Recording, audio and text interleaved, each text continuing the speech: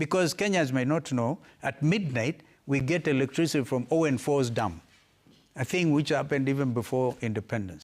I still don't know why I still pay 50,000 shillings a month and I don't have a factory in my home or anything. Maybe someone's tapping into my line and...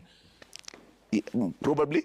That's why it's important to double check everything. First, many people are paying high electricity bills, and that used to happen to my mom until I told her, okay, let me get rid of your fridge, let me get you a new fridge. Okay, spend anything like 20, 25,000, but the power bill went down by half. Because of the fridge, replacement of the fridge? Yeah, it was an old motor that sentimental values, definitely my parents don't want to get rid of it, but it was costing so much money.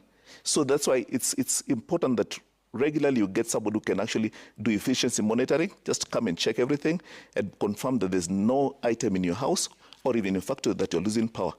And come, and the energy sector is quite clear in terms of supporting people in terms of measure efficiency in the system to reduce their losses within themselves. Then the culprits who are still in power, there has to be a way to catch them. Yeah, I was going to say, can we catch those guys who have been tapping into my lines? Hopefully, I hope so. But that's my sister company, utility company. Kenya Power best to answer that. You. Yes. Okay.